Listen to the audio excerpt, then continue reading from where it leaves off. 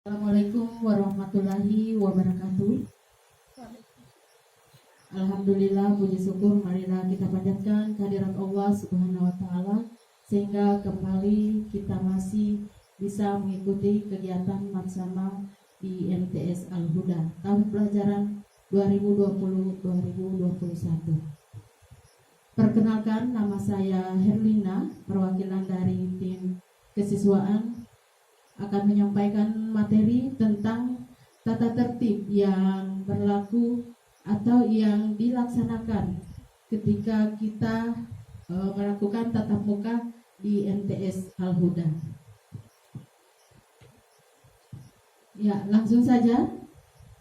Untuk tata tertib peserta didik MTS Al-Huda Kota Gorontalo tahun pelajaran 2020-2021. Yang pertama, tata tertib upacara.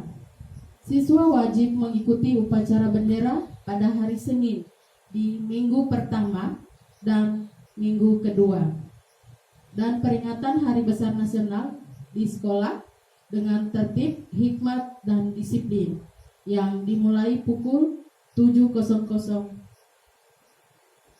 Selanjutnya, poin kedua, siswa wajib mengikuti sholat duha berjamaah setiap hari yang dimulai pukul 7, kecuali hari Jumat dimulai lebih awal, yaitu pukul 6.45. Tata tertib pembelajaran di kelas. Ya, ini masih dalam keadaan normal. Ya, kalau sekarang masih belajar daring berarti di rumah masing-masing. Ketika keluar dari rumah itu wajib menggunakan masker. Saya lanjut. Tata tertib pembelajaran di kelas. Poin pertama, kegiatan sekolah dimulai 7.15. Itu normal. Apabila daring, tetap belajarnya di rumah masing-masing akan dimulai pukul 7.30. Bagian poin kedua atau B, setiap siswa wajib datang di sekolah 10 menit sebelum bel pelajaran dimulai. Bagian C, siswa yang datang terlambat tidak diperkenankan masuk kecuali seizin guru piket. Bagian poin berikutnya, sebelum pembelajaran di kelas dimulai dan diakhiri, kelas harus dalam keadaan bersih dan rapi. Selanjutnya, sebelum dan sesudah pembelajaran diawali dan diakhiri dengan doa yang dipimpin oleh ketua kelas masing-masing. Siswa yang berhalangan hadir harus ada surat dari orang tua atau wali. Apabila sakit lebih dari 3 hari, harus ada surat keterangan dokter. Pada waktu istirahat, semua siswa wajib berada di luar kelas dan tidak diizinkan keluar dari lingkungan sekolah. Poin berikutnya, semua siswa wajib mengikuti pembelajaran dan atau penilaian secara online sesuai dengan ketentuan yang akan ditetapkan.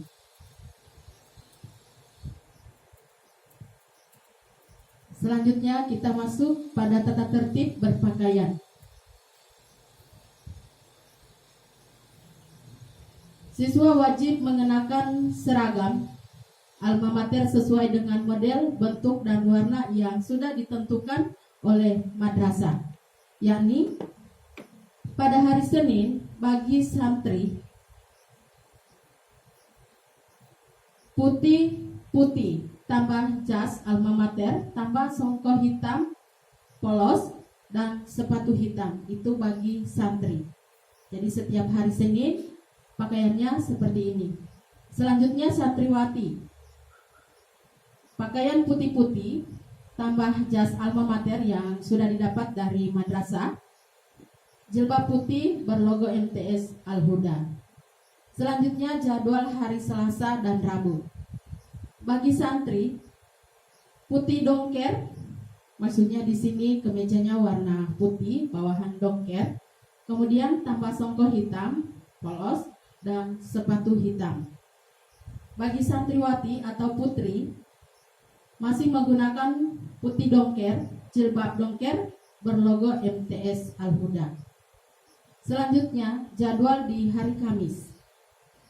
Untuk santri atau putra, kerawang, kemudian bagian bawah, tasnya kerawang, bagian bawah celana putih, songkok hitam, dan sepatu hitam.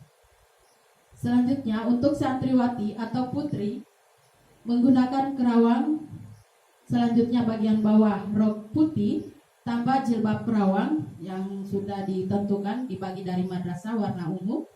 Selanjutnya berlogo MTS Al-Huda.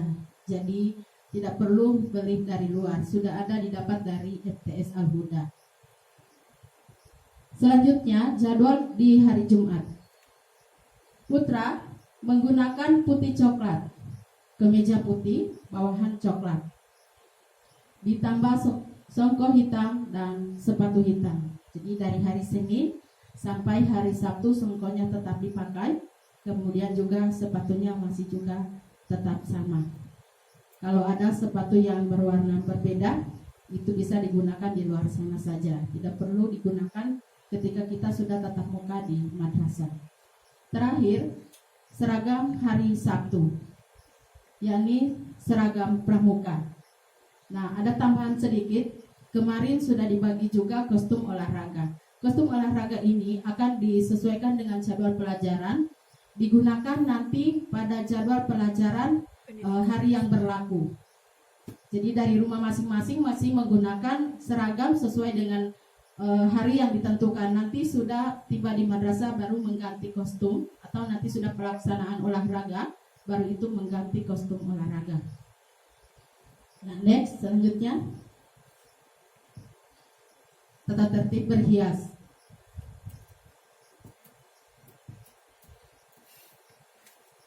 Tata tertib berhias bagi siswa putri dilarang bersolek berlebihan dan memakai perhiasan berlebihan.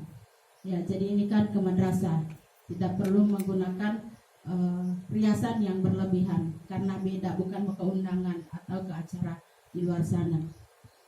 Selanjutnya poin kedua, siswa putri atau santriwati dilarang berkuku panjang, berkutek, bercat kuku, mengecat rambut, dan atau sejenisnya. Ya, jadi meskipun menggunakan jilbab, tidak perlu mewarnai rambut karena warnanya sudah seperti itu. Poin ketiga, semua siswa putra dilarang, semua siswa putra dilarang berambut panjang atau gondrong.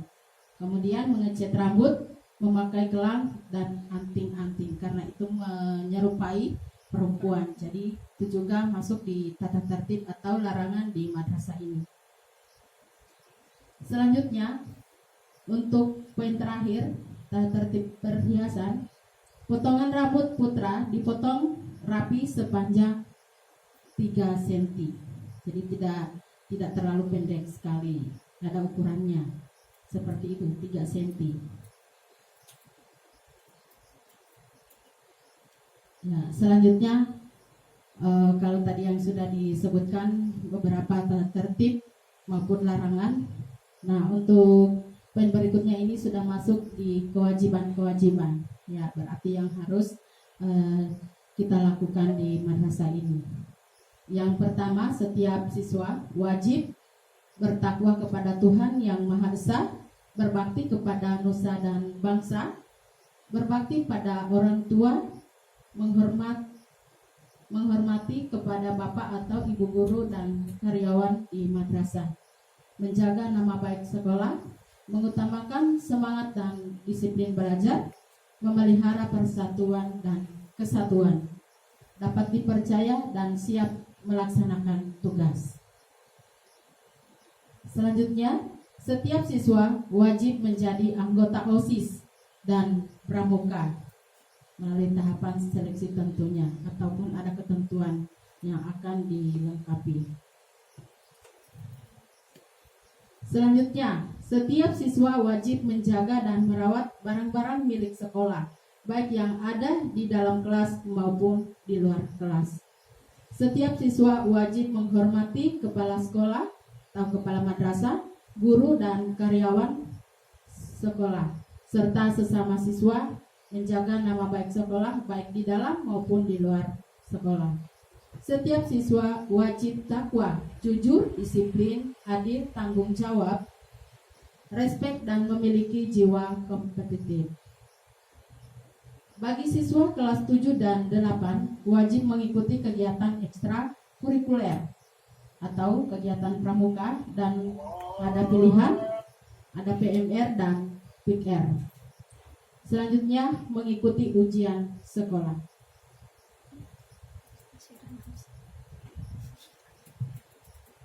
Ya, kalau yang tadi sudah saya sebutkan itu kewajiban. Nah, sekarang ada beberapa poin juga yang masuk pada larangan. Setiap siswa dilarang memakai seragam tanpa atribut sekolah. Setiap siswa dilarang membawa atau mengedarkan atau merokok, miras, narkoba baik di dalam maupun di luar sekolah. Setiap siswa dilarang membawa atau menyimpan senjata tajam, senjata api, merkon, dan sejenisnya di lingkungan sekolah maupun di luar sekolah. Setiap siswa dilarang memiliki atau membawa atau menyimpan atau meminjam, menggunakan, membaca, melihat buku-buku porno, gambar porno, VCD porno, DVD porno, dan bermain PS di dalam maupun di luar sekolah.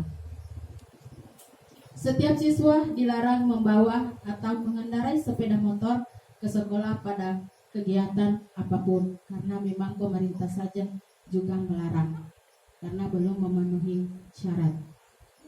Setiap siswa dilarang berkelahi di sekolah maupun di luar sekolah. Setiap siswa dilarang bermain judi dalam bentuk apapun. Ada di dalam ini domino, remi, dadu, kartu, dan sejenisnya di dalam sekolah maupun di luar sekolah. Ya, saya yakin dan percaya sekolah manapun pasti tidak mengizinkan hal yang seperti ini. Selanjutnya,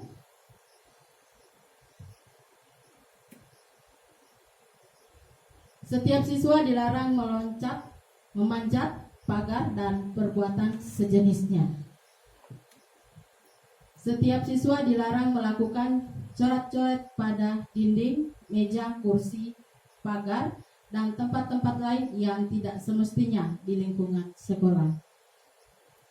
Setiap siswa dilarang membawa HP pada waktu kegiatan belajar mengajar, baik di dalam maupun di luar kelas.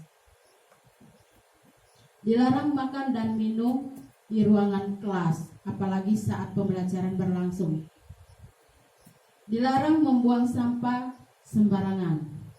Dilarang menikah dilarang menikah selama menjadi siswa MTS Al-Huda. Ya, memang belum waktunya, semoga dijauhkan. Ya, ini sudah masuk sanksi-sanksi. Ya, semoga memang dihindari dari sanksi ini.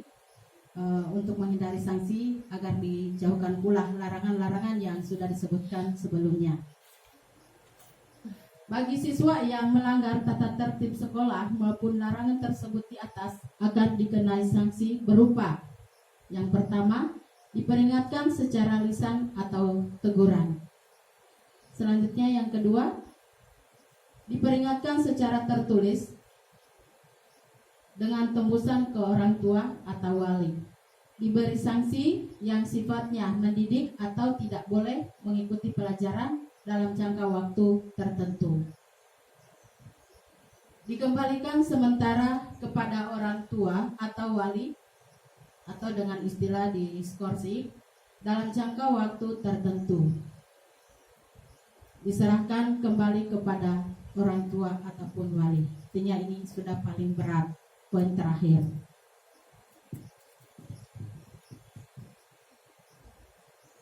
Ya, ini beberapa penjelasan tentang sanksi yang sudah disebutkan tadi. Jadi pakai poin. Jadi setiap pelanggaran ada poin-poinnya yang sudah ditentukan. Yang pertama tadi sudah ada, kalau tidak lengkap atribut sekolah itu ada poinnya 3. Selanjutnya Poin yang kedua, coret-coret dan sejenisnya. Poinnya 5. Kemudian rambut gondrong atau panjang lebih dari yang ditentukan. Itu poinnya ada 5. Terlambat datang ke sekolah, poinnya ada 5. Tidak ikut upacara 10. Ya, 10 poinnya karena memang upacara ini tidak setiap hari kita gunakan, hanya di pekan pertama atau di minggu pertama dan kedua. Selanjutnya, bolos atau memberikan keterangan palsu. Poinnya juga 10.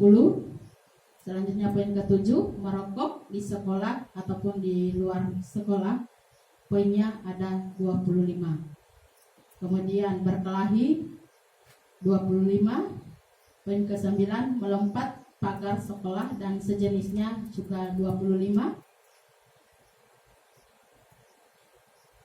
Mabuk atau menggunakan narkoba, miras, buku porno dan sejenisnya, poinnya juga 25.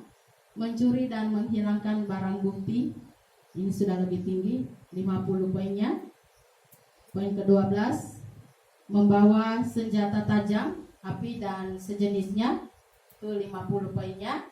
Kemudian mengendarai sepeda motor, 50. Mencoreng nama baik madrasah, itu poinnya 75. Jadi makin ke bawah itu makin berat. Dan paling terakhir adalah melakukan pernikahan 100. Jadi poin-poin ini akan diakumulasi selama proses pembelajaran di setiap semester. Ketentuan jumlah poin dan sanksi untuk pelanggaran ini sudah ada. Tidak perlu saya sebutkan saja, yang utama tadi sudah disebutkan poin-poin di setiap pelanggaran. Hal-hal yang belum tercantum dalam tata tertib ini akan diatur secara khusus. Segala masukan yang diberikan setelah penetapan tata tertib akan dijadikan bahan pertimbangan dalam merevisi tata tertib berikutnya. Ya, ini beberapa foto atau gambar kegiatan-kegiatan yang kami sudah laksanakan. Ini foto bersama Polres Kota dan anggota PKS setelah kita melaksanakan upacara bendera. Kemudian ini kegiatan pramuka, mengikuti lomba pramuka di MAN 1 Kota Gorontalo pada kegiatan Hari Pramuka. Ya. Foto selanjutnya ini setelah menerima materi kegiatan pramuka yang berada di dalam ruangan. Jadi pramuka tidak selamanya di lapangan, ada juga menerima materi tertentu di dalam ruangan. Ya, ini salah satu contoh saja karena waktu kita juga dibatasi. Ini kegiatan Hari Santri. Jadi kita ada memperingati Hari Santri setiap tahun, ada lomba-lomba tertentu. Ya, selanjutnya foto terakhir ini pembinaan atau pengarahan setelah pelaksanaan sholat duha. Jadi berada di halaman madrasah.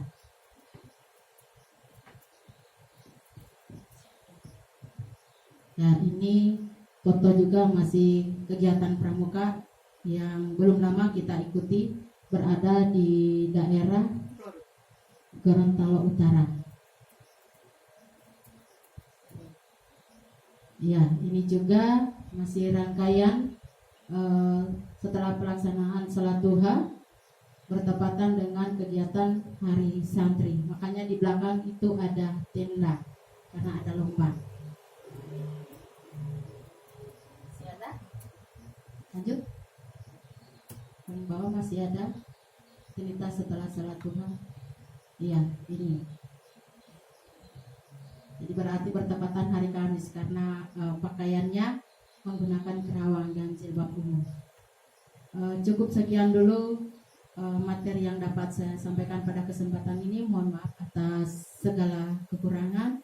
Billahi taufiq wal hidayah. Assalamualaikum warahmatullahi wabarakatuh.